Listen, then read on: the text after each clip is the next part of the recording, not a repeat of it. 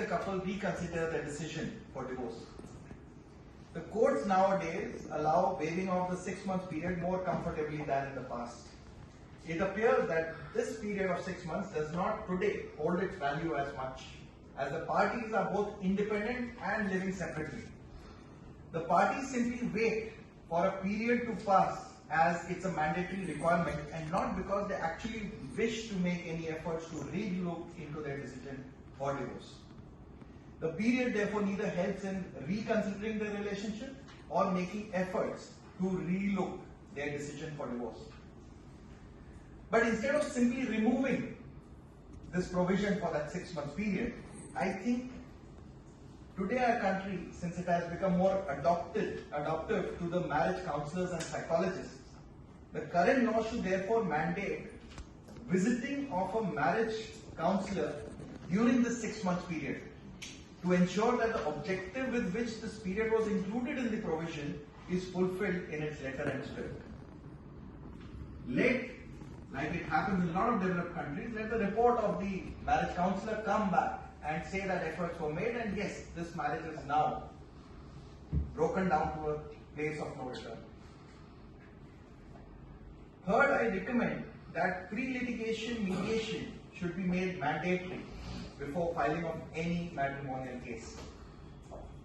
It has currently become a norm in the judicial system that as soon as a matrimonial case is presented before the court, the judge refers the parties to mediation.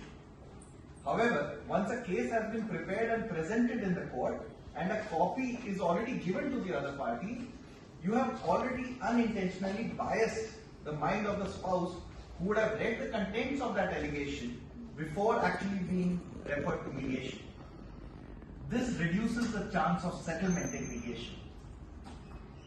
Of course, as lawyers, we do recommend pre-litigation mediation to all our clients. But it is, of course, their choice and we cannot compel them to go for a pre-litigation mediation. So it would help hugely if the law would mandate pre-institution mediation as a requirement before initiating any matrimonial proceedings. A good example of such a provision is found in the recently enacted Commercial Courts Act 2015, which mandates initiation of pre-institution mediation before filing of any case under the Act.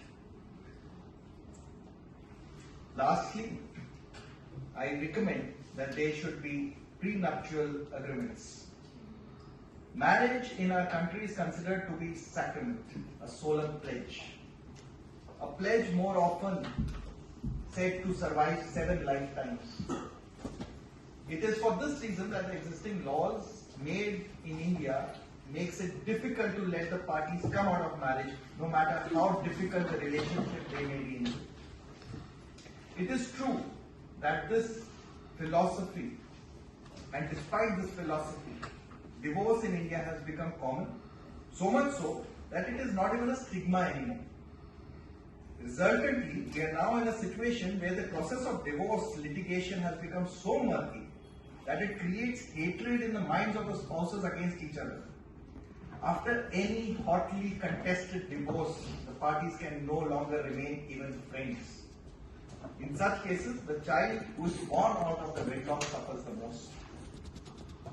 If prenuptial agreements are made legal in India, the divorces would be less murky, parties would be parting as friends, financial expectations and claims would be pre-decided and set, and most importantly, the custody of the children would be pre-decided and the child would not have to suffer while seeing his parents fight in the court.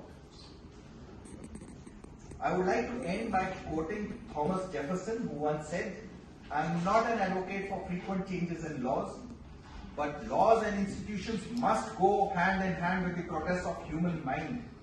As that becomes more developed, more enlightened, as new discoveries are made and manners and opinions change with the change of circumstances, institutions must advance also to keep pace with the times.